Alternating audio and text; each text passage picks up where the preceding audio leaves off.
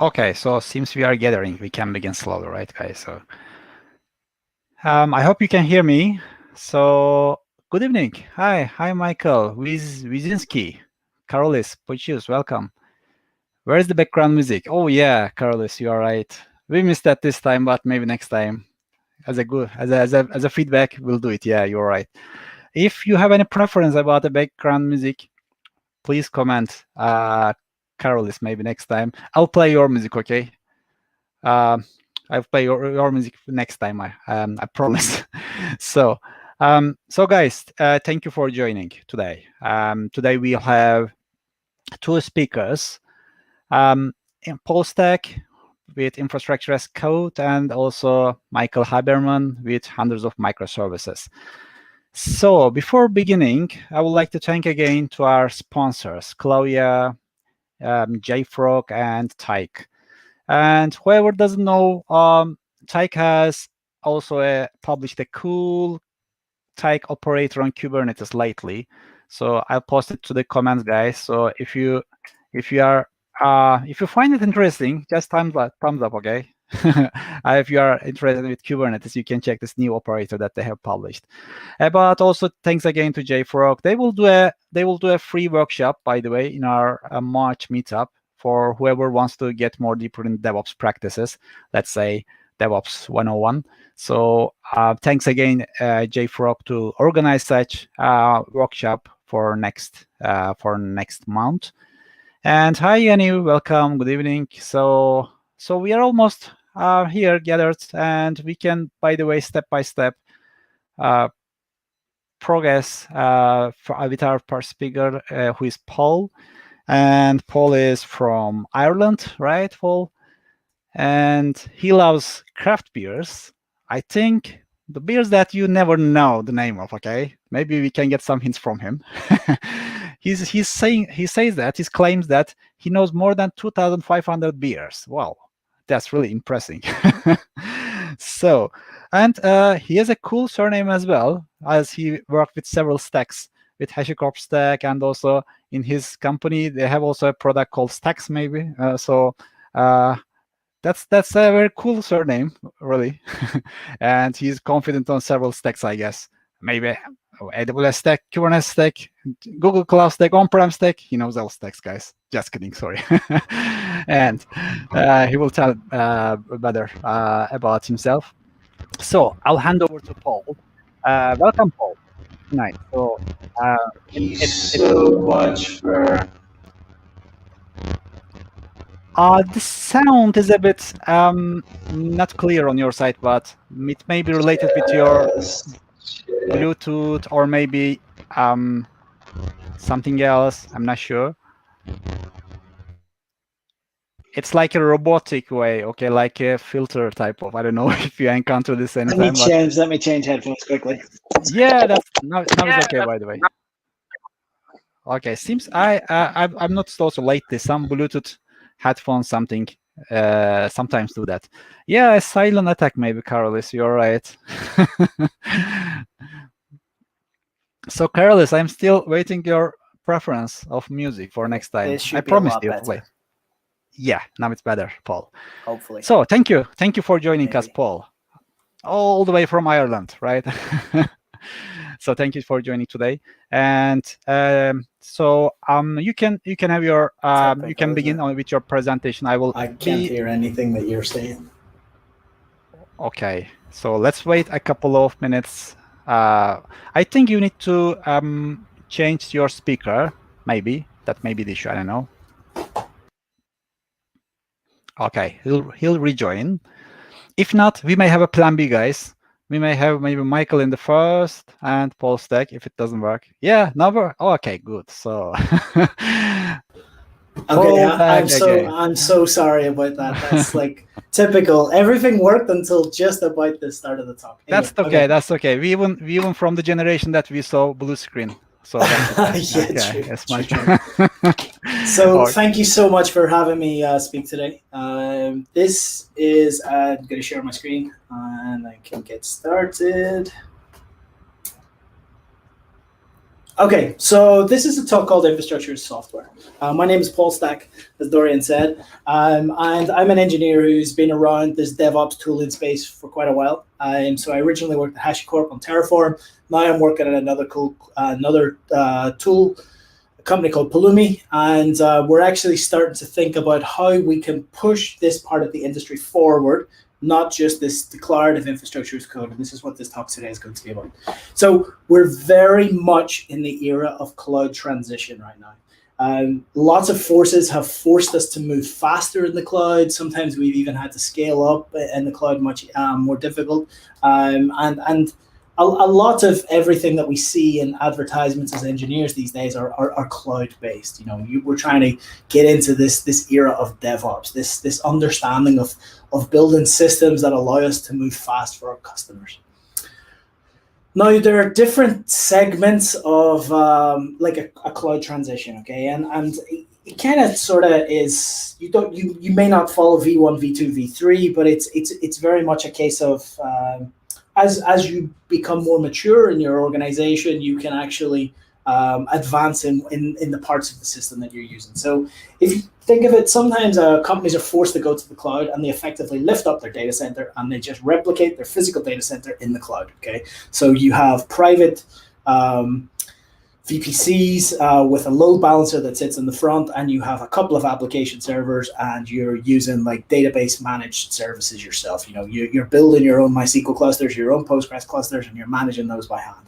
And it's very much a first wave, a dipping your toe into the cloud as you go, and it's a very end-tier style approach. You're not really taking advantage of a lot of the flexibility that the cloud gives you, but you are actually in the cloud and you're actually able to move that way forward. Then you have people who have progressed a little further or a little differently, and they've gone for a transitional style approach. They're maybe sharing some virtual machines and containers, maybe taking advantage of some container services that are built into the cloud, maybe ECS or Azure containers or something like this, and they're starting to take advantage of hosted services, maybe RDS, maybe online tools like Datadog or New Relic or anything like that, and it starts to become this transitional, this experimental style of world where it's very much a case of you can start to move a little faster because you're not so end-tier style architecture, and you can start to test new pieces of your system and start to introduce potentially new pieces of your system as you go through. And then you have people who have gone way into what we're classing as V3 architectures, where it's a modern infrastructure. It's maybe microservices based, maybe cloud native, whatever word that you have in your organization that brings this in. So you're most certainly taking advantage of a container hypervisor, probably Kubernetes, because it is the one that is the most famous and the most widely used. You could also use HashiCorp Nomad or something like this. You're probably taking advantage of some Lambda style functions as a service or some analytics, and you're really starting to get this fully dynamic interconnected system that is mostly a public cloud based. Okay, so this, you can kind of tell if you're a V3 architecture by understanding if you can run your entire system on your local machine. And more than likely, when you're in this cloud native style world, everything is so spread out and so dynamic and so broken apart and interconnected that you probably can't run everything on the same machine. So it kind of shows us that as we progress through the era of migration to the cloud, we're also progressing through the tooling that gets us there. So it used to be that people would hand provision their instances. Okay, so you would log into the web console of your cloud, you'd click around, you'd click a few instance types, and you would manage your code that way, or your systems that way. It sort of is very hard to scale when you have any level of users actually that have to provision them, or having to scale up and down manually, because it's very difficult to understand your scaling patterns and stuff. So we moved forward here. We got into this era of CLI tooling, scripting, templating, and it allowed us to start checking our infrastructure code into source control. So, Cloud Formation, Cloud Deployment Manager, Azure Resource Manager, all of these different things sort of gave us a way of being able to push these infrastructure resources into our system and be able to understand when changes were happening and why changes were happening. And now I think we're actually at the era of code. Okay, now code, I'm not specifically talking about actual language code. We'll talk about that a little later. But this is actually about the fact that infrastructure resources are kind of happening all the time around us. We're continually evolving our infrastructure. We're continually changing our infrastructure. And this is when tools like Terraform and now Pulumi and custom tools that people have written across the top have started coming to the world. DevOps has completely transformed everything we do in this part of the sphere. Anything to do with cloud right now has a DevOps feel, a DevOps tinge to us. It used to be that we had centralized operations teams, and the operations teams used to be these gatekeepers to releasing our system. They would be the gatekeeper to releasing our applications, the security patches. They would be the gatekeepers to versions of software we used. And it kind of became very difficult to actually move fast because you had a lot of teams talking to centralized ops teams, and the ops teams were having to actually keep things stable. And because they were trying to keep things stable, they were trying to reduce risk in the system. But now, because we're in this DevOps era, this ability that we work together as teams, this centralized ops team, sometimes called SRE, sometimes called DevOps teams, sometimes called infrastructure engineering, whatever you want to call it in your organization, they're actually the people that push all of the new advances in what's happening. So they're very much the enabler of what's going on. They're the enabler of creating the software that allows their application teams to deploy faster. They create the software that allows security people to feel that compliance checks are actually working as expected. And when all of these different people come together, at Pulumi, we're actually calling this cloud engineering. We believe that we're in the era of cloud engineering right now. We're no longer just at software development or infrastructure development. All of these things have to come together and move forward.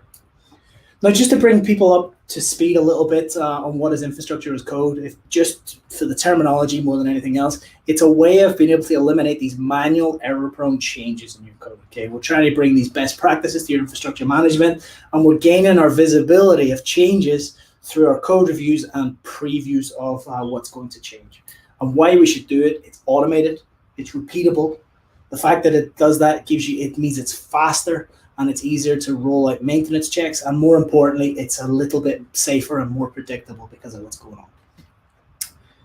Now, I've said that Pulumi is trying to push the bounds of what we're doing here, and we really believe that we are, because not only can you create, deploy, and manage your code, but it's the style of the creation of the deployment. It's the style of the deployment of what you're doing. So it's around using real programming languages. So right now, like C#, TypeScript, Go, Python, which means that you can take advantage of that entire ecosystem. So if you want to use PyCharm IDE, then you can do that. You can actually start to write your infrastructure code in that, because it's an npm install of Pulumi, and it'll allow you to actually start writing your code in it. Or you can do Go get, or you can do npm install, all these different things. And because you're using that ecosystem and that flow, you can then start to reuse those same controls around layers of abstraction. So you can create these npm packages, these pipey packages for your infrastructure, that you can create abstractions that allow complexity to be hidden away and all these different things. And then, of course, we have this integration with a CI/CD pipeline, this workflow, because we get, now this is not just Pulumi specifically, this is the tooling in this code, infrastructure as code space, is that, it's a CLI driven tool. It allows you to integrate into your CI/CD workflow. You can get comments on your pull requests. You can push that out. You can have approval steps and all these different things. So we're trying to change how things are working, and we're trying to push this forward in a big way. So for us, it's almost now that we're getting into the era of infrastructure as software, thus what we're talking about today. Because not only is it code, not only is it stored in your source control, but you can also start to take advantage of your testing, your code review practices, your semantic version, all these different things. Now, I'm originally a developer from like 15 years ago, 16 years ago, that changed into the operations world. And I remember the the boom of tooling that happened around CI/CD in the development space. It really changed things. It really drove things on when there was a huge push around embedding agile practices, embedding TDD, embedding CI/CD, all these different things. And it was all around delivering value for your customers faster. So the same thing is starting to boom right now in the infrastructure space. We're starting to be able to take advantage of testing. We're starting to be able to take advantage of security practice. We're starting to take advantage of layers of abstraction, all these different things. And it's helping us drive along to understand that our infrastructure is actually code. It's not just infrastructure as code, our infrastructure is code. And that's super important to understand. Our infrastructure doesn't just get created once. It doesn't stay static. It needs to change, it needs to adapt, it needs to be pushed around all these different areas. And the fact that it needs to be pushed around and adapted and tested means that we have to continually evolve the tooling and the practices that we're actually using as we build things. So for us, we actually believe that you should be able to deploy code from anywhere to anywhere using your favorite source code provider, the languages that you use, the CI/CD pipeline tools, and to the environments that you actually want to do. Now, it's the continued movement of infrastructure as code. Because what we would originally do, and I'm going to show you the evolution of Pulumi right here, is that you can create these declarative end source resources. Okay, so on this screen, you'll see a little of TypeScript, and you'll see that we declare some constants. We declare a security group. The security group has a collection of ingress rules. The ingress rules have a collection of CIDR blocks, and it's linked to a port, a from port, and a to port. Then we create an EC2 instance. The instance actually relates to the size, which is a constant that can be reused throughout the application. It has a dependency on the security group because you'll see VPC security group IDs, and then it has a link to the AMI. So right now that is a Pulumi program, and a Pulumi program is it's declarative code in an imperative manner. So you're creating a real, this is, as I said, TypeScript. This is a real TypeScript program that will actually run via Node.js. So we have a Node.js runner that does it. So you don't need to have these layers of complexity. You don't need to understand a lot of programming. This is how you would write TypeScript. We could, of course, take exactly the same in Python, but we can evolve this TypeScript. And we can evolve this into having conditions and loops. So you can actually see here that we have a VPC. The VPC has a VPC CIDR block, and based on a configuration value that the user passes in, we can say if the public subnet CIDRs is not equal to nil, then loop over that value and create subnets based on all the values that's pushed in. So we've just taken a very simple declarative application. We've added in basic loops and conditionals.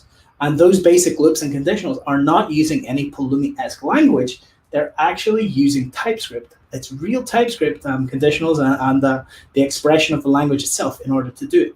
So we've been able to adapt. We've been able to change our infrastructure, make it more malleable. And now we can actually start to add in something else. So we can say, let's say that we have stored our Nginx configuration in an S3 bucket. And from that S3 bucket, we actually want to take the contents of that S3 bucket, and we want to deploy that Nginx container into a Kubernetes as a Kubernetes application. So we're starting to be able to mix and match these different areas using what's going on because we're declaring the S3 bucket first, and then we're able to use that S3 bucket later.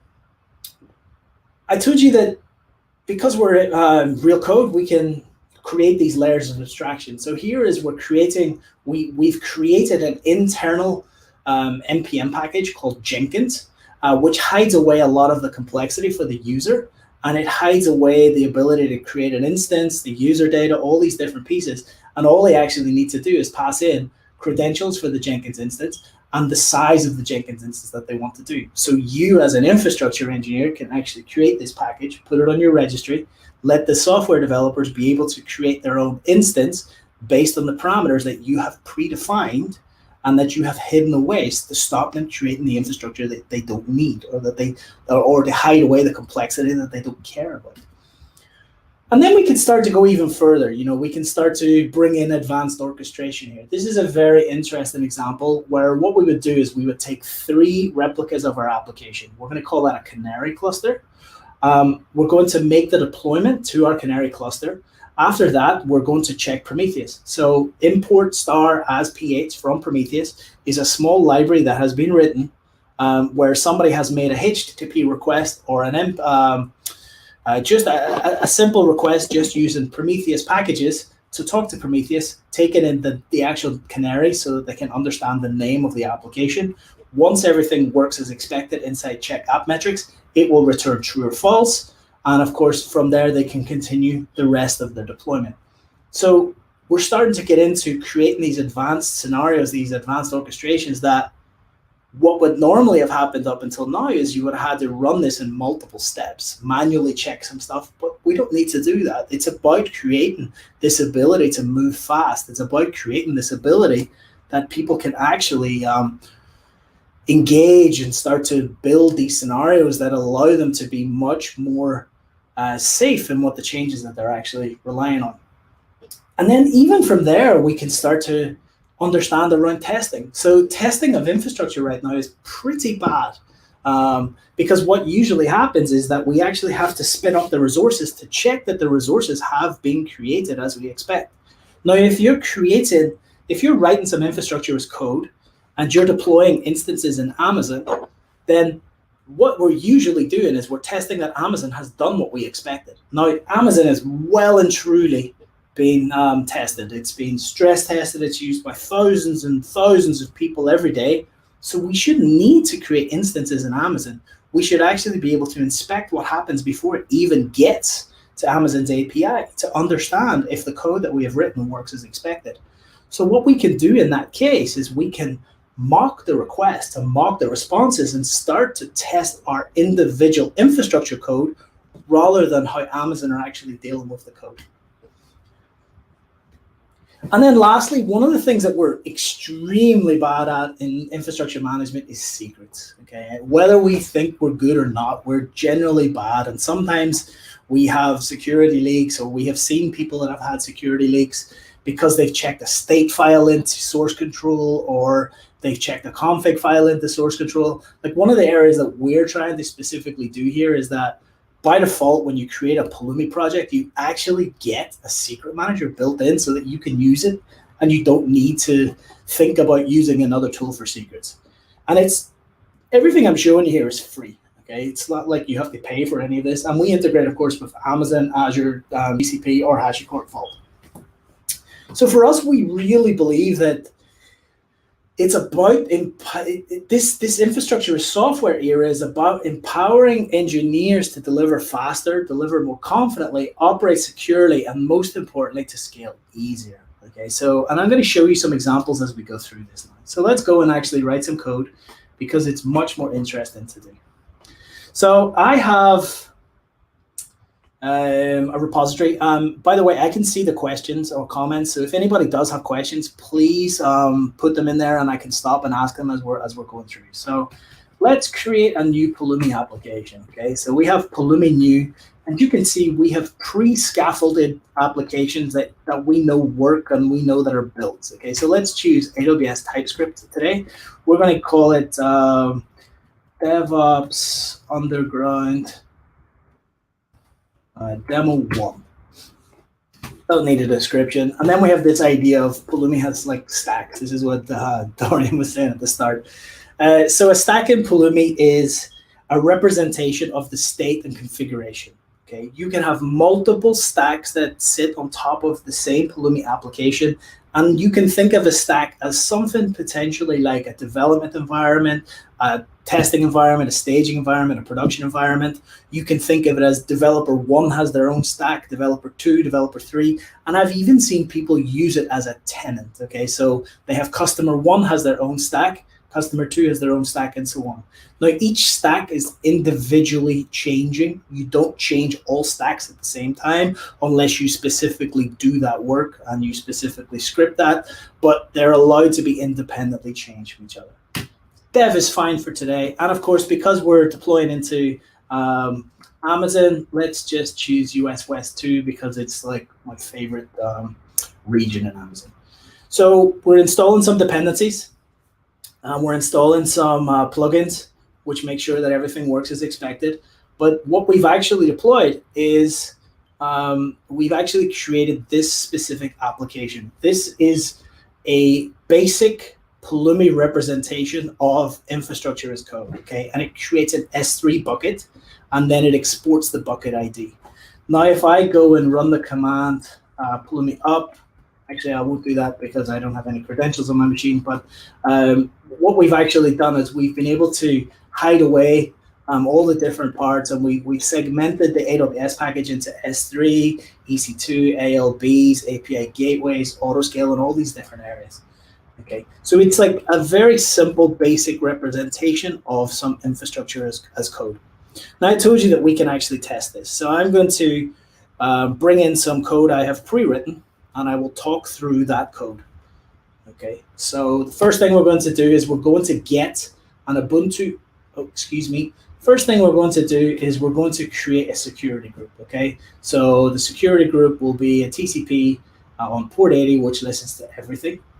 Ingress only, we don't care about egress at this point in time. We're going to go off to the cloud, get an AMI. The AMI is owned by Canonical. The AMI will be Ubuntu 18.04. And then lastly, we're going to create an EC2 instance based on that. And what we've actually done, rather than creating these strings, I can actually say aws.ec2.instance type T2 small. So we're trying to like abstract all this information away as much as possible. And lastly, we just give it a name tag, okay? And then we're going to export a public IP and hosting. Now, I told you that we can test this without actually having any credentials on my machine. And if I show you grep AWS, you'll see that I actually have no AWS credentials stored on my local machine. So we're going to create a new file in here. And the new file will be called ec2tests.js, .ts. And I'm going to use Mocha and Chai to do this, okay? So the first thing I need to do is I need to npm install Mocha. So Mocha is just a testing tool for TypeScript. Go test would work here, PyTest. If you're on C#, XUnit, it's the testing tool that is specific to the framework that I'm actually using at the minute. Okay, and then I'm going to create an empty function. And the function will just do the following. And lastly, so what we're doing here is this empty function, this empty mocks function, actually allows me to abstract information away from these are the requests. When it's a creation of an instance, it will call through a new instance. If it's a data source like our AMI, it will use the call function. And we can actually create and hide that functionality away. And just to add in the full flavor in here, we're using this specific code. So what we're actually doing is we're saying when we make a request to AWS for a security group, we know that Amazon gives us a well-formed response of ARNs or IDs or stuff like that. We just return those, so we don't even need to go to Amazon. The same for instance. And then if it's anything outside of instance of security group, we can just return the default. And then lastly, if we're in making a request to get an AMI, again, Amazon has a well-formed response on this, so we just comment, we just create the well-formed response and we can actually do it. And then based on that, what we can do is we can test our infrastructure. So first thing I need to do is I need to go back and I need to grab my infrastructure, okay? And so my infrastructure is brought in from the index file and it's just referred to as infra. And then we can write some spec tests, okay? Spec tests look exactly like this, where we say we describe our infrastructure. Our infrastructure is based on a server. A server must have a name tag. If it doesn't have a name tag, we actually should fail. It must not use user data because we don't allow it inside our company. Our security group must not open port 22 to the internet, and so on and so forth. And we can actually start to build up our infrastructure very easily based on that. And then lastly, what I just need to do is I just need to bring in a few extra packages. Okay, so if I npm install,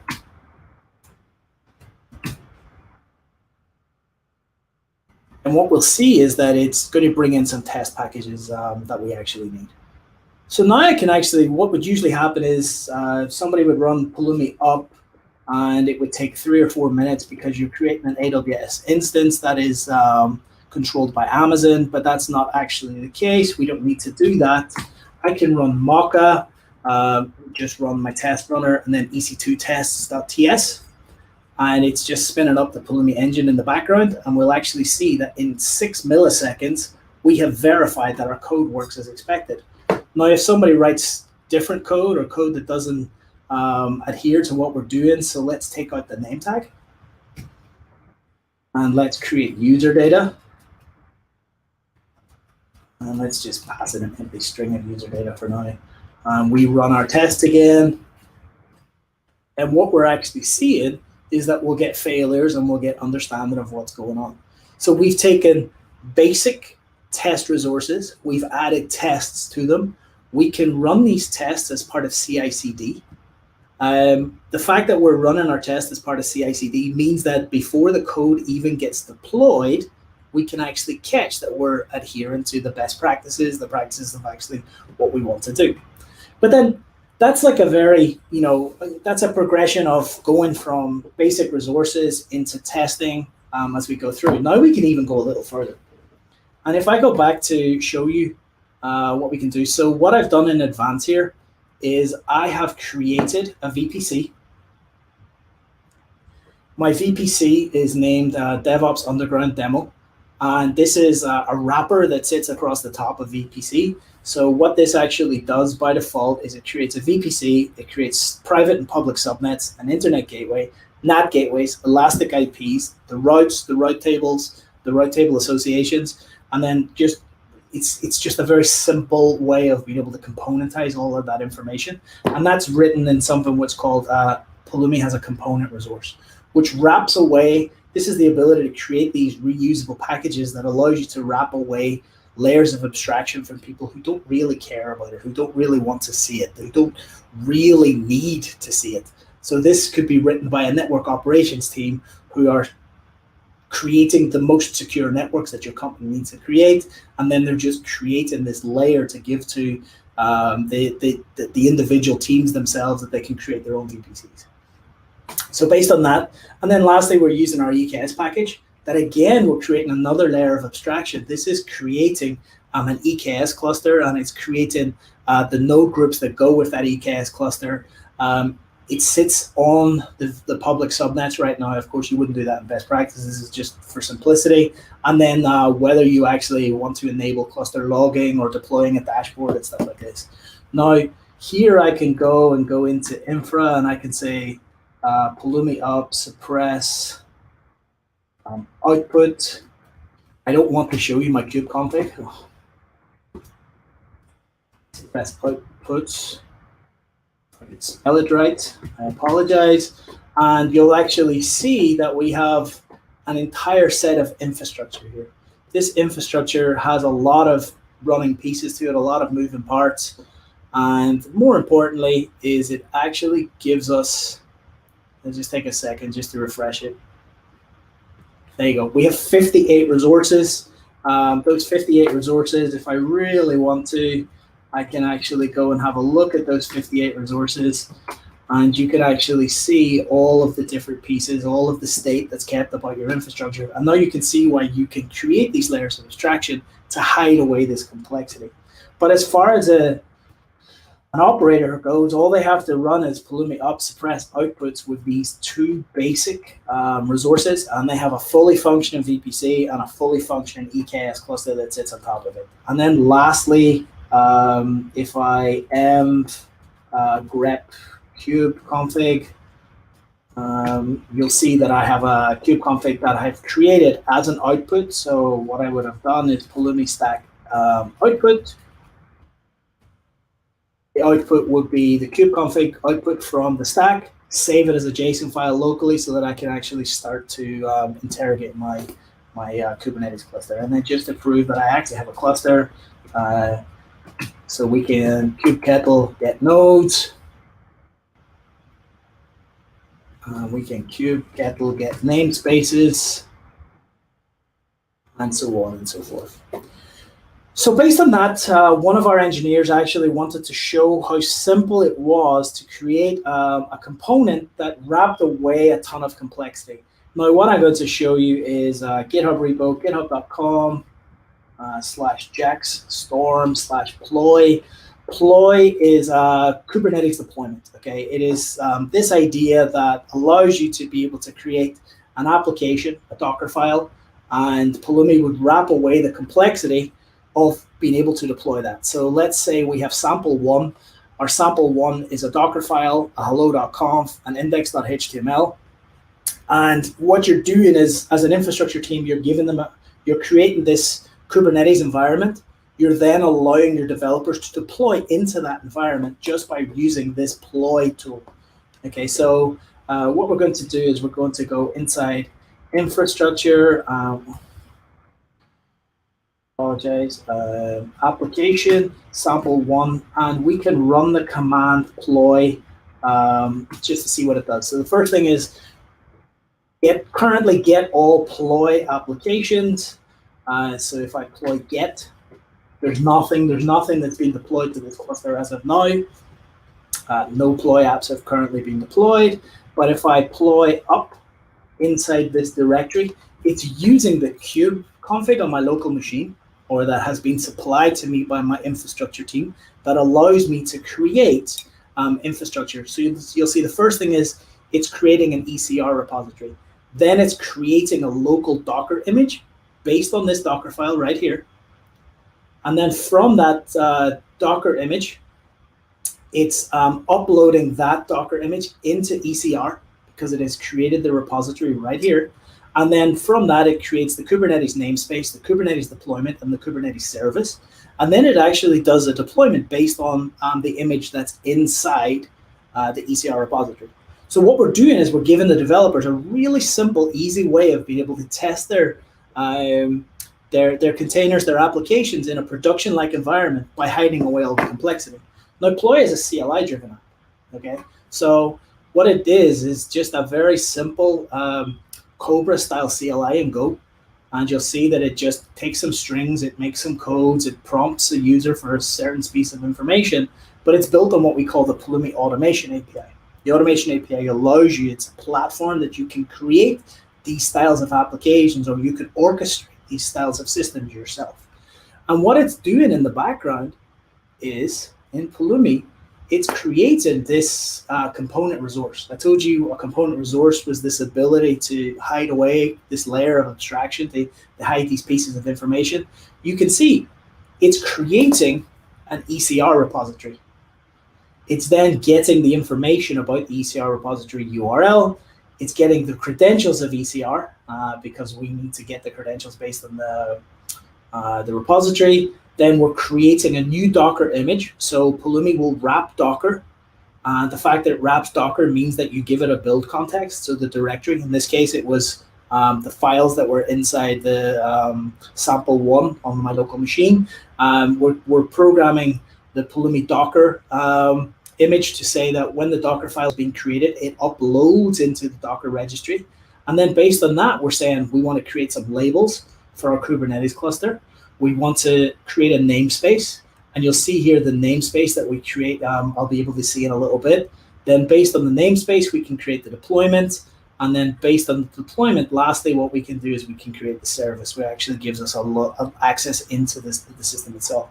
Now, for a developer to write this, it's probably going to take them a much longer time. But as an infrastructure team that is enabling developers to move faster and to build systems easier, this is a perfect example of create this once, hide this complexity, give this CLI tool to the people in the company that need it, or the people in your engineering organization that need it, or even as part of your CI/CD pipeline, and it's running it on your behalf.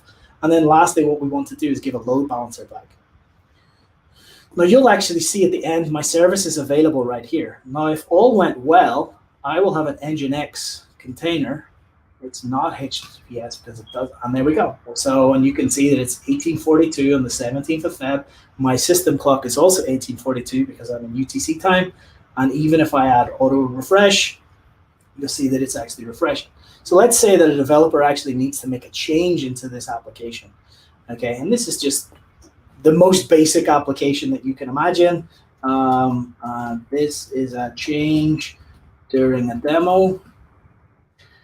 And how ploy is actually set up to work here is when I run ploy up again, it will not destroy the old application.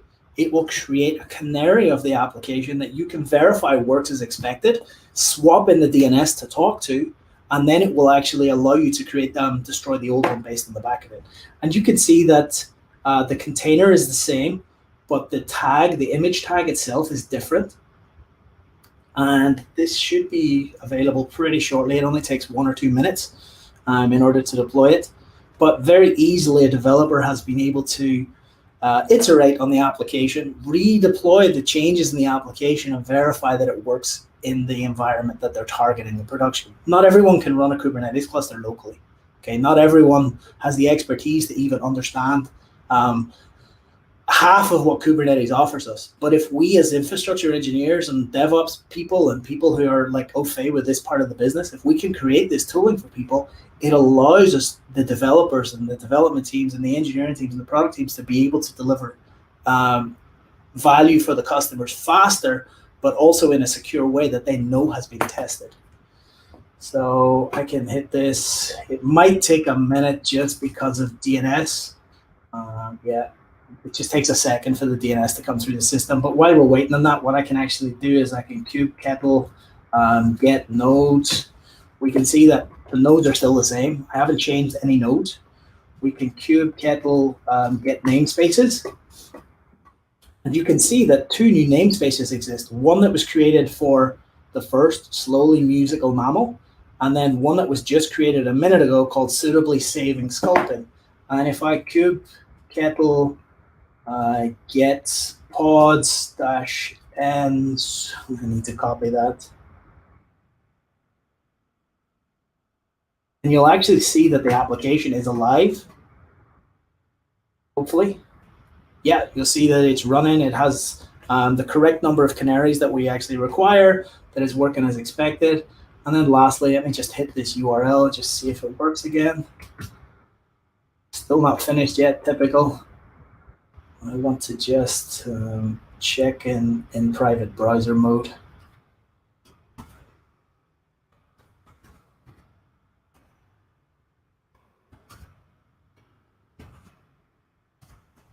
There we go. So you can actually see this is a change during a demo. It's a new version of the container.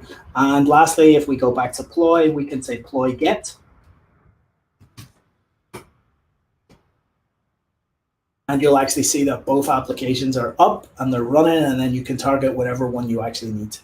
Now, I'm not telling you need to go and use ploy tomorrow. What I'm actually suggesting is that you can use this type of tooling, this style of functionality, that you can create your own tools, your own layers of abstraction that work within your organization that enable you to work faster.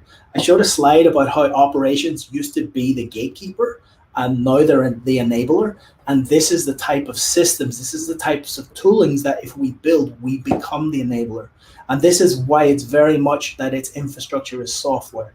We're actually building software systems that allow us to deliver and build infrastructure in a safer, faster, and a simple way, okay? Like ploy up. It cannot get any more simple for a developer to run ploy up. Maybe if they could think about it, then it would be better. So it's very much a case of it's trying to take away the things that they don't care about and actually give them the ability to focus on the areas that they love and they actually want to do. So for us, it's very important that we're actually driving this forward. It's very important that we're actually driving this part of the ecosystem forward. And we actually believe that we're starting to come to the era of the easiest way to program the cloud. creating these tools, creating these workings, creating the ability to test, to have secrets, to have all these different things actually allows people to create things in the most safe and predictive manner that they want. So I want to say thank you so much for listening to me ramble. And I don't know, Dorian will be able to tell me if I have time for questions or if anybody even has any questions. But thank you so much. Yeah, thank you, Paul. So yeah, any questions? Welcome, guys. So don't be shy. You can ask some questions. Yeah, and any questions about any type of stack? Okay, here is Paul's stack. So I have to stop this joke. Sorry.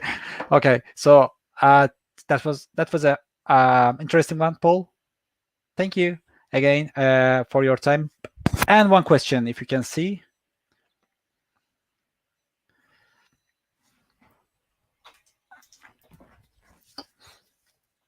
We cannot hear you, by the way. Oh, sorry, I was on mute. So the question is, why choose Pulumi? We've tried Octopus, Pulumi, Helm charge for K8s, and then decided that Helm is the most reliable tool. So that's purely a choice. Okay, I'm not suggesting that you go out and that you transfer everything to Pulumi tomorrow. Okay, this is much more around understanding that we are in the movement in this part of the ecosystem. So what exists today around Helm is that you can create your own layers of abstraction, your own tooling that integrate with Helm really well, and do exactly the same type of thing that I've just done today. Okay, you'll need to bring 2, 3, 4 tools together. It's up to you, but it's about the experience and it's about the drive towards infrastructure software rather than the individual tool itself. Like creating these layers, these simplicities, the ability to deliver that value for our users faster.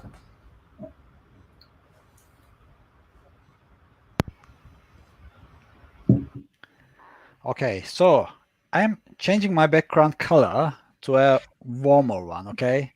And guess why I have changed to a warmer one?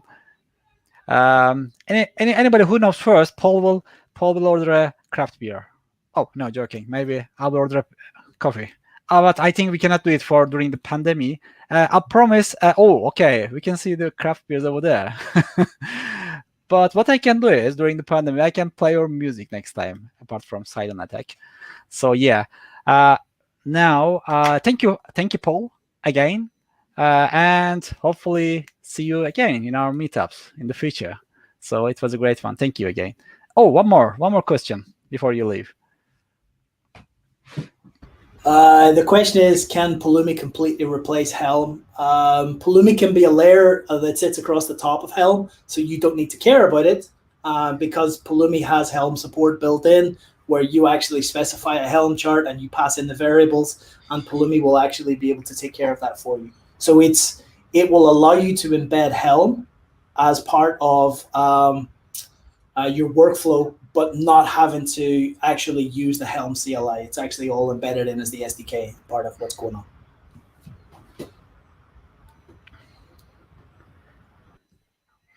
Thank you again, Paul. So in case you have any other question, guys, so you can just comment on our meetup page.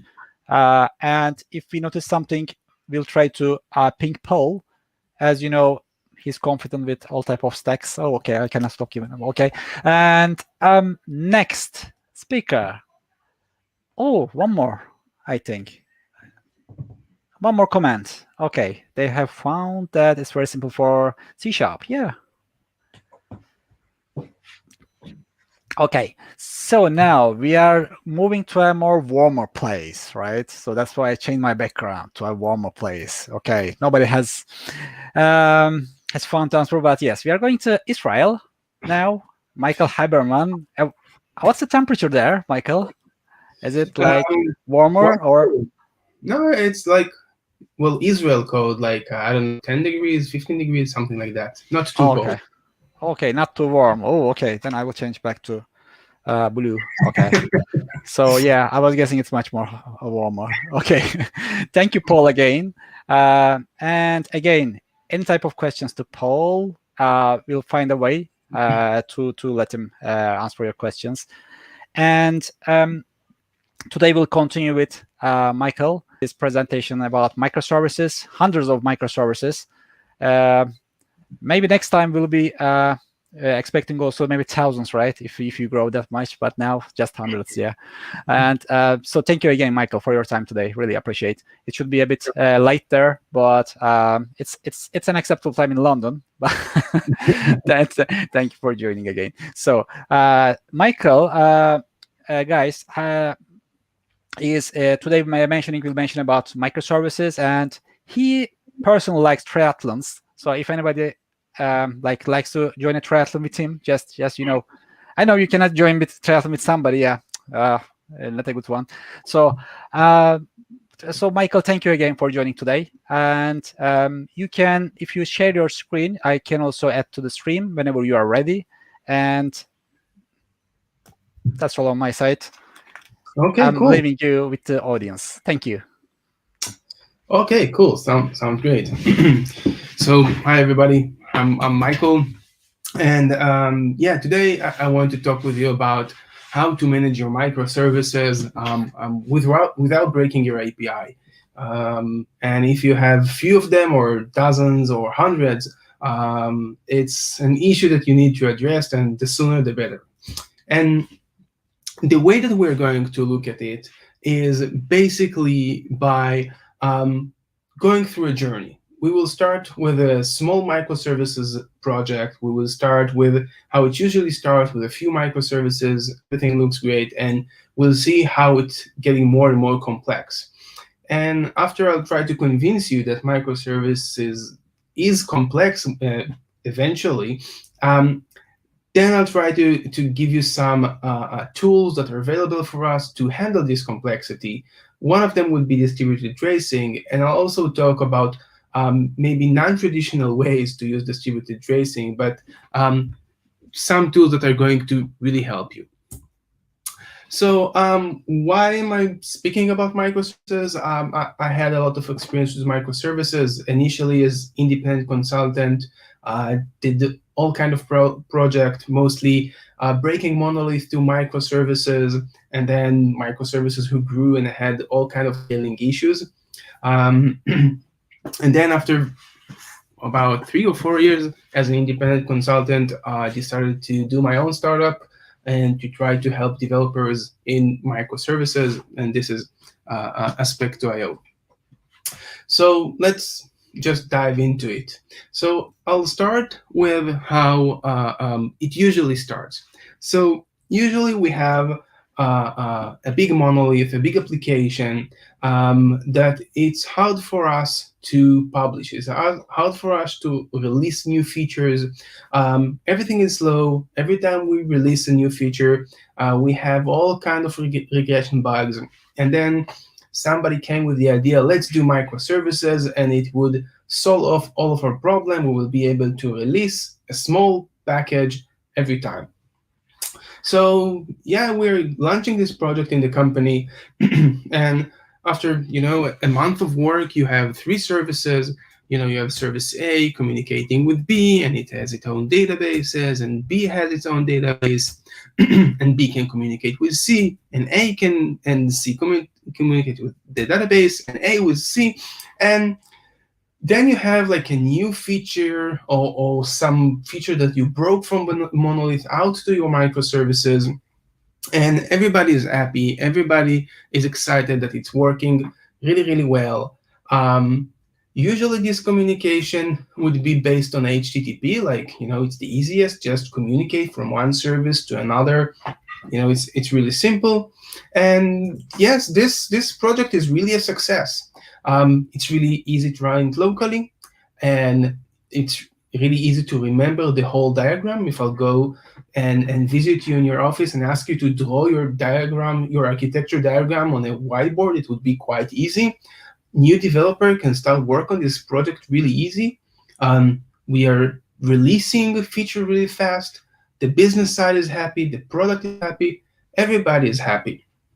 If everybody is happy and those 3 bullets are valid, that means that you're in the start of your journey. And since it's a good project and a success, we are doing what we're doing with microservice. We're just adding more and more microservices. And then a few months later, you find yourself with this kind of architecture. Now you have quite a few of services, and those services are starting to communicate with one another, and it's starting to get a bit messy and a bit complicated. And when things are starting to get more complicated, we're starting to see problems. So the problem that we see is it's hard to see the whole picture. So if now I'll take you with this diagram and ask you to draw it on your whiteboard, from memory, it would be hard. Or if I would ask you to take a specific microservice and ask you, this service is using what other services, or which other services are using this service. So it's starting to be this kind of a big picture that it's hard for me to understand, to remember. And also, this services, as we said, are using HTTP, and they need to communicate with one another. And if we're the developers and we need to know how to communicate with one another, with between services. We need to be aware of this structure, right? And it's getting complicated to understand, and you need to be aware of a lot of details. And maybe the bottom line is, as the picture gets bigger, as you have more services, the risk of production issues increases, because I need to be aware of more details. I have more connection to remember. And and this is a good point to say that microservices are usually growing. Like I'm sure that you never heard about a big project to remove microservices, or to take microservices and bring them back to monolith. They're usually growing. You are adding more services. You are not removing. And if you are always growing, and as the picture gets bigger, the risk of production issue gets bigger, we are at risk here. And we need to mitigate this risk, because basically what I'm saying here is, by design, as time goes by, you increase the risk of having production issues. And we're developer, we're DevOps, we're problem solver people. So let's try to solve the problem, because we know how to do it. And this is what usually happens. This is the first instincts that people are doing when they are trying to solve the first layer of issue they encounter with microservices. So okay, it's hard for me to remember the whole picture. Let's do a documentation of our architecture. And I'm sure some of you have this kind of an architecture, this diagram, this documentation, and probably we all know and all agree that it's at best almost describing what's really happening. It's never an accurate thing. And if we're trying to be even more honest, it's probably like 3 months old, and it's not that up to date. So it's hard to do this manual thing that you document it. And then if we're talking about, I am a service and I need to know who is using me and who am I dependent on, then I need to have some kind of another document for that. Maybe I'm going to look for other like third-party solution, like Service Map or Service Catalog, and I need to start investigating, introduce new tools. So this is something that we need to solve. And the first thing that usually people are doing, they are just relying on their monitoring tools to do that, which give you partial solution for that. And yeah, if we want to document our communication between services, we can use Swagger, which is a really well-known documentation tool for API. So at least for now, we solve those problems. We have some initial solution to our problems, but as we know, as time goes by, things get more complicated, and maybe it's the first time you have a downtime and you have an alert. So you got an alert and something doesn't work. Well, it's maybe it's a good thing. Your architecture is under stress. It's being tested, and now you can know if it's resilient enough to work with the workload that it has. And usually, the first thing that we understand that we need to change is that HTTP communication is really good when everything is up and running. So if I have service A communicating with service B, and service A is sending an HTTP call to service B, and service B is down, basically this is a data loss. And data loss is a very bad thing, and we don't want to admit that we lost data. And it's basically by design. Like we said, we want to use HTTP because it's very natural when you need to communicate to use HTTP, but we lost data. And losing data means that you have a very mad boss. So your big boss is mad at you because you lost data. And okay, that's fine. We can learn from that. We can fix it. And when we want to introduce a fix, we can just hate HTTP, or we can think of another way, which probably would be to not use HTTP. So we need to look for other solution.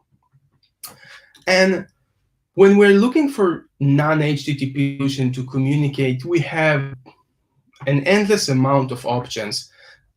But basically what we're looking for this solution is to be a middleman between the two services with not a lot of features that I want from that. Basically, I want from it to be able to persist the data, right? If I'm sending a message to it and then another service is going to consume this data, so I just want the data to be persistent. So I took here like a bunch, like PubSub, distributed queues, Kafka, Redis as a PubSub, RabbitMQ, and you have really a lot of options. So I'm going to pick Kafka for this talk, just because Kafka is very popular these days, and I personally really like Kafka. So let's try and figure out how our architecture would look migrating our HTTP communication to Kafka. And I will just say one note before moving on to it.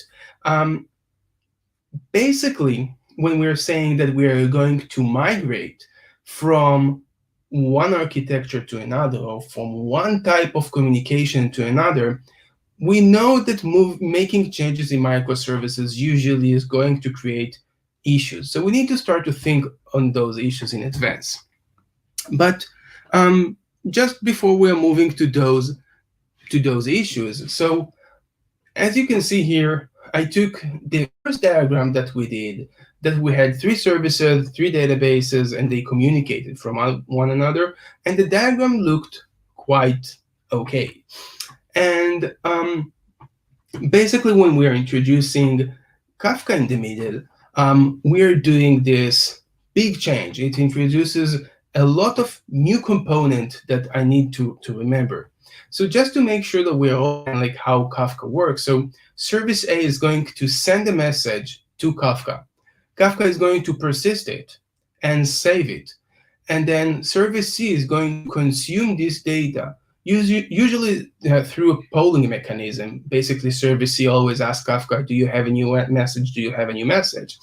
And then service C is going to receive this message, handle this message, and once it complete using or processing this message, going to say, Kafka, I'm done with it. And it could be one-to-one. It could be like service A communicate with service C, and that is it. And it could be service A communicate with Kafka, and we could have multiple consumers getting this message from Kafka. So it could be one-to-one as HTTP, but it could be also one-to-many in Kafka case and most PubSub solutions. So basically, the change here is that our data is persistent, right? That's the main thing. That's our goal. And as I said, we're experienced enough. We can know something is going to be quite bad here. And let me try to walk you through with why introducing async communication is going to be problematic. So the first thing, the minute you introduce async communication, the whole picture got way more complicated. If I were to open the code of service A, inspect it, read it, I can understand from the code that service A is going to send messages to service B, meaning that they have a certain contract, meaning that if I want to run service A, I must have service B. And that is very, very convenient from a maintenance perspective and understanding the whole system. Now that I moved to Kafka solution, I have service A. Service A is sending message to Kafka, and that is all I can figure out from the code. I can't know who is consuming it. And this introduces a big confusion for developers. This introduces a big hassle for developers when they need to understand the whole picture. And again, I'm going to double it by saying the who section that A sent to Kafka and who consume it, it could be 0 because maybe nobody consumes it. It could be 1, it could be many. So this is a big change. It could sound at the beginning like, okay, yeah, we're just adding Kafka to persist the data, but it introduces a lot of issues.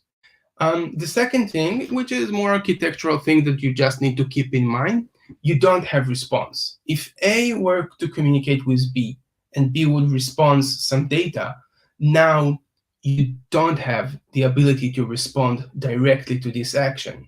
So that means that you're sending an API and Kafka call or a Kafka message, and now you need to get some kind of response, which usually done through another Kafka message. So sometimes you have this circular dependency between A is calling Kafka, which calls B, and then B calls Kafka, which calls A, and you have circular dependency that you can't figure out from the code, or you can, but it's like extremely complicated. So this is another thing that we need to think on. And then the local debugging got way more complicated because I can't just spin up service A, send a call to service B. I need to spin up service A, service B, and a Kafka in my local environment. And if I am used to work on service B, I could just send an API call to service B and, using Postman or whatever tool you like. But now if I have a service that consumes data from Kafka, I need to put data in Kafka in order to be able to consume it. So it's not a big of a deal, but it does make your local development a bit more hard. And Swagger is an HTTP thing, so it's not relevant anymore. So just to give you an idea how architecture that I showed you after 3 months would look with Kafka, and again, I'm not putting all the Kafka things here, but you get the idea. If you look at this slide, it's annoying to look at it, and it's because you just have a lot of components to take care of. And again, my idea was to convince you initially that microservices is hard, and microservices grows. And when you grow, the bigger picture grows, and when the bigger picture grows, the risk is getting higher. And I think this is one of the core problems of microservices. And how can we tackle it? How can we make it easier, make it more simpler, and reduce the risk that microservices introduce? Is basically to help the developer to see the bigger picture. If the developer sees the bigger picture, basically the risk reduces. So just before I'm moving on to how we can handle this complexity, I just want to summarize that microservices are called micro because they are small, they have one responsibility, and if they are small and they have one responsibility, you're going to have a lot of them. It's get a bit even more complicated because we allow now developers to use different tools for the job, different programming languages, different databases. So you have this variety of different services. And when you're working with HTTP, it has its expiration date, and you are going to see more and more async communication sooner or later. So I hope I convinced you that microservices is hard. And I'm not trying to scare you, but I am trying to make you aware of that. And I do want to go to the next phase where we are going to speak about how we can handle this complexity, because there is tons of tools out there. And I'm going to focus on one of them. I'm going to speak about traces. I'm going to speak about how we're able to learn from our application, how it behaves, how it communicates with its different components, and basically use our own application in order to understand how it works. And the way that we're going to talk about is basically something called a distributed application. The idea of distributed application is that each process in my microservice is going to tell me what happened in it. I got an API call. I performed a DB query. I sent an API to an external API call to a third party. I saved some data to S3. Basically, any action is going to be reported, and it's going to be reported into a central place. But the way it's going to be reported, it's going to be reported to the context who initiated it. So if I have service A, getting an API call from, I don't know, the front end, something like that, then it communicates to service B. If both would write what happened into a central, kind of a log thing, but a central traces place, and they would not only communicate to the central traces place that what happened, but they would also tell what was the previous context, then we're going to get this visibility telling us the whole trail. So if service A sent an API call to service B, what it's going to do, it's going to add a unique header. Basically, it's going to say, I service A sent an API call to service B, and I placed a unique header there. And when service B got the API call, it's going to say, when I'm sending the data to the central place, I'm going to say this is what's happened in service B, but what initiated me was this unique ID. And as you see here, we have microservice A, and we have this application code, and we have the application code here. And here I placed like an open telemetry. And open telemetry, and I'll dive into that in a deep more details in a second, but basically it's an SDK, it's open source SDK, that allows you to do exactly that. You don't need to implement what I just described. It basically an out-of-the-box thing that allows you to do that. So open telemetry would instrument that you got an API call. It would put on the headers this unique ID, send it to service B. Service B would also have open telemetry there, basically saying, okay, I got an API call. I'm going to attach this unique ID and send it right here. So open telemetry is an SDK that you implement within your code, and it allows you to do that.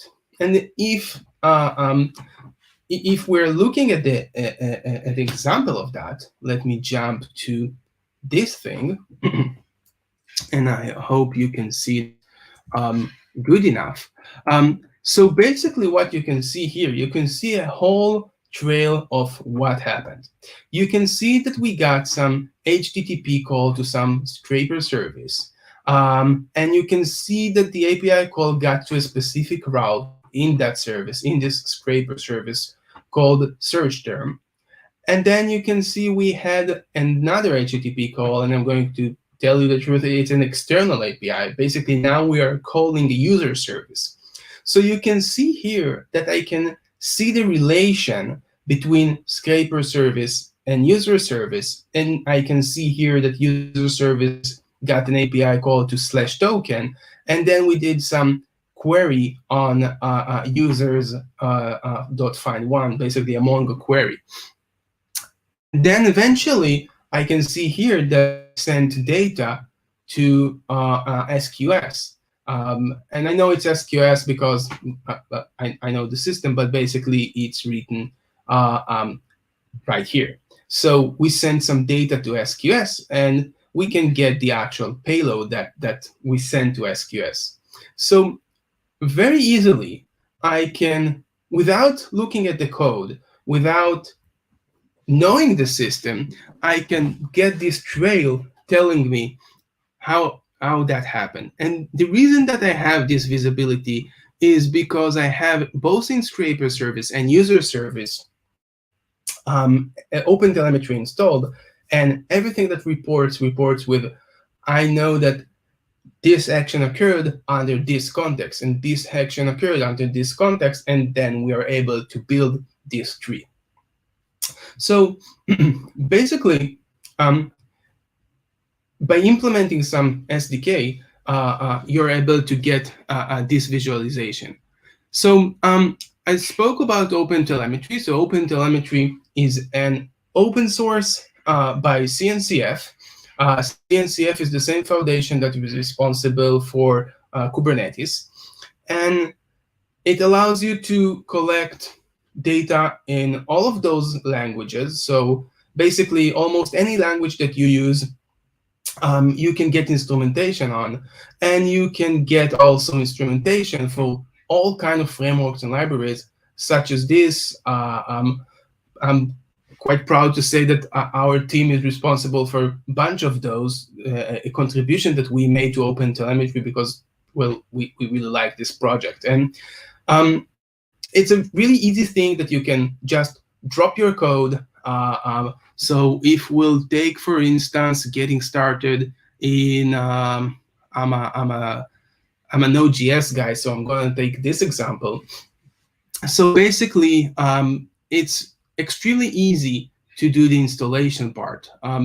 Basically, if you want to do an instrumentation, what you can do right here, let me find the example that I was looking for.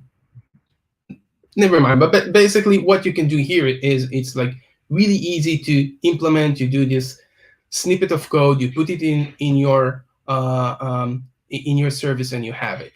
And because you have instrumentation for different libraries, you don't need to go through all different places in your code. You can get out-of-the-box instrumentation, which basically is going to collect the data without you needing to go through all kinds of different places in your code and implement it.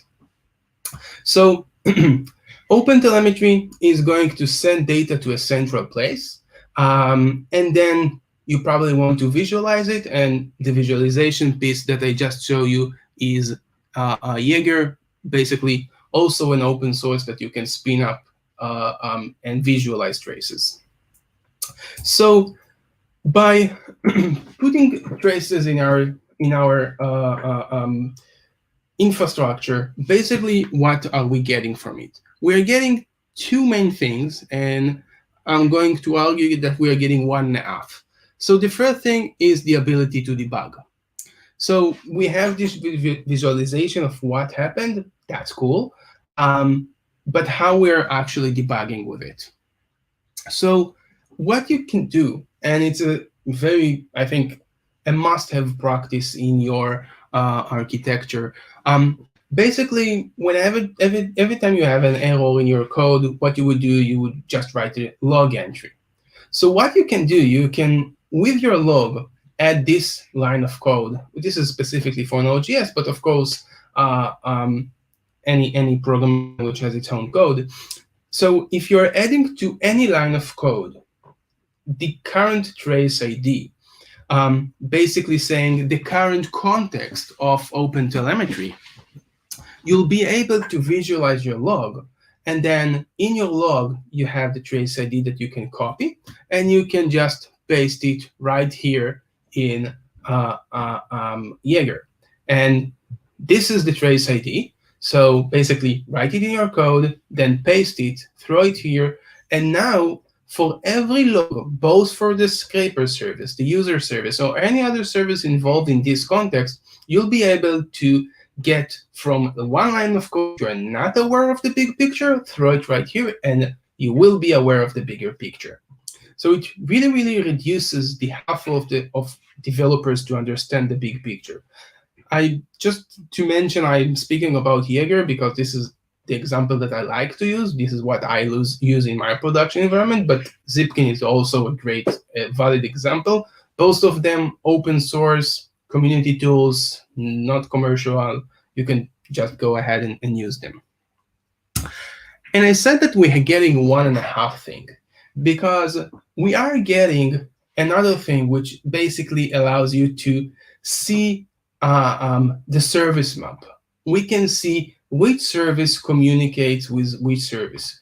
So we can see here that scraper service is communicating with user service. That's cool. We also had Wikipedia service that wasn't present in what I showed you, but knowing that one service communicating with another service, that's nice, but it's not the granularity of data that I'm looking. The fact that A relies on B, it's not enough because it could be very much related to more specific thing like an endpoint level. So the service map would say service A communicate with C and B communicate with C. The endpoint level would say if you're invoking version 1 items, you would call version 3 user ID. But service B doesn't take any place in this flow. So in this particular place, service B is not relevant.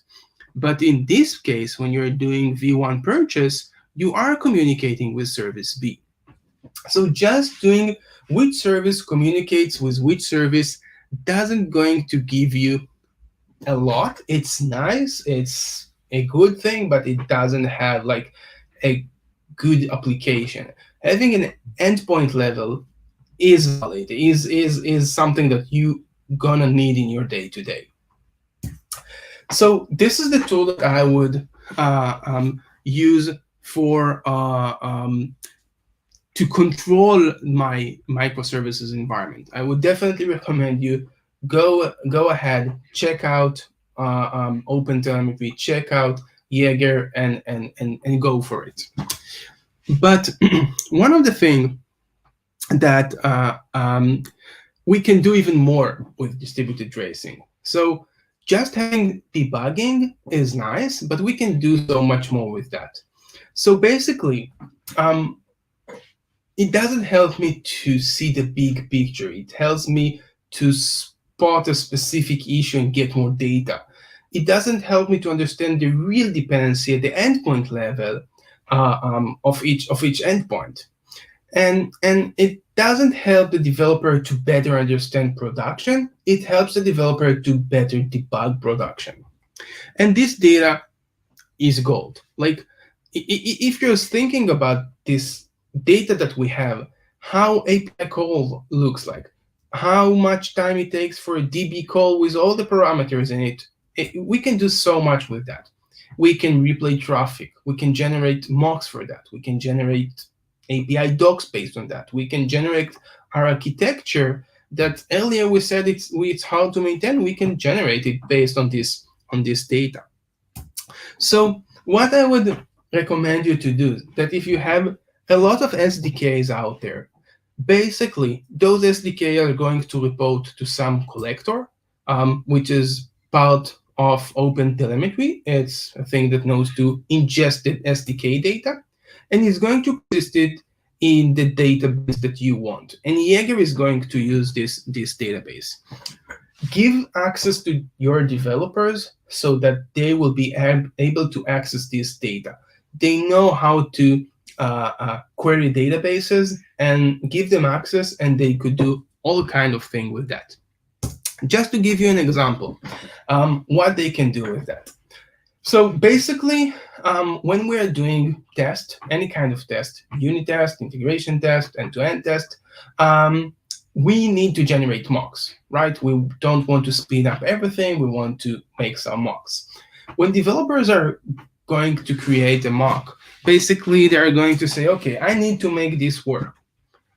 What kind of mock should I generate? So they do the bare minimum to get this mock working, not considering edge cases, not considering error cases, not considering how long it's going to take, to get this data. A lot of consideration that are very important are not present in this process, and we just hope that it's going to be the same in production. And if the developer would go, instead of trying to come up with a mock, they would go to the database, find in the database of all the relevant traces how this really behaves in production. Just copy and paste from this database real responses, and then the mocks based on that, you just improve your test. You just now have a much more accurate test, real life test, and it's going to really help the whole process, but it's going to make the developer more educated about how the application is really behaving. Basically,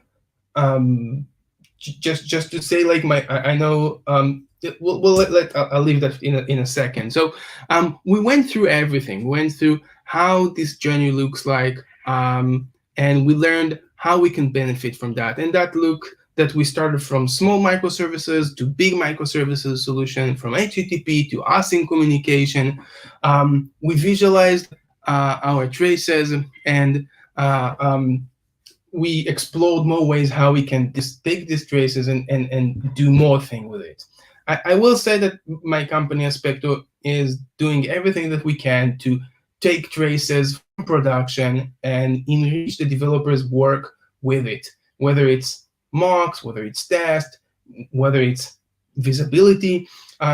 So that's our focus. And if I need to give you like few short tips on how to improve your microservices and your overall implementation of traces, is make sure when you implement your traces, implement them correctly, because inaccurate traces could be a pitfall.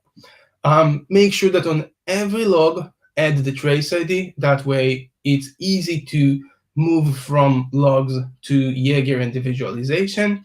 And once you have this data of tracing, use it to improve your development lifecycle. It would give you so much great visibility. So thank you very much, and I hope you enjoyed it. And if you have any questions, feel free to ask. I would love to answer.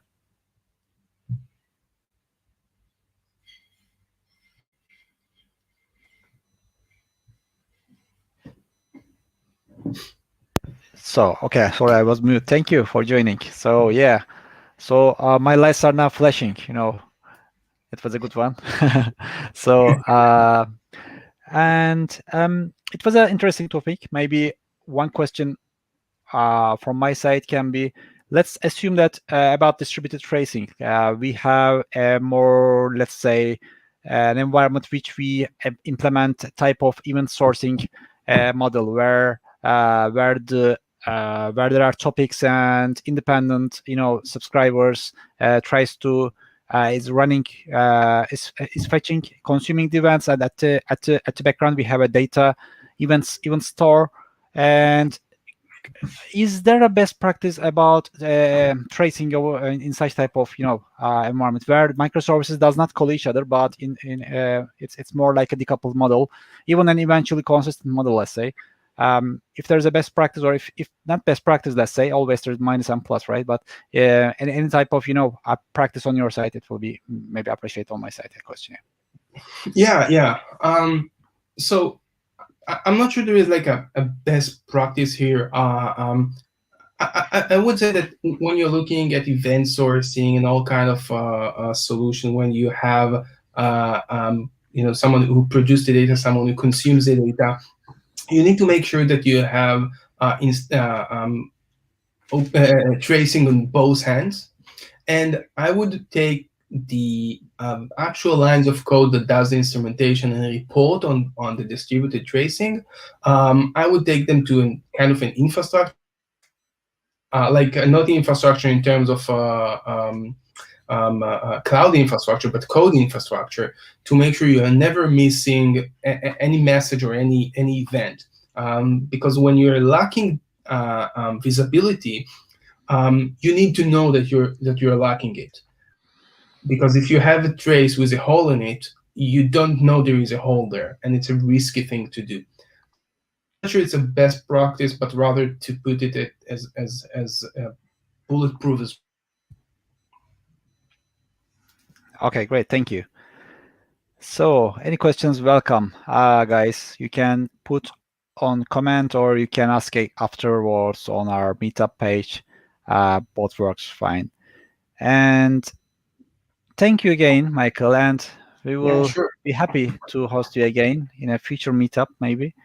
Whenever you become ready to present the next presentation, maybe as I propose, maybe for this time, maybe next time, thousands of microservices can be.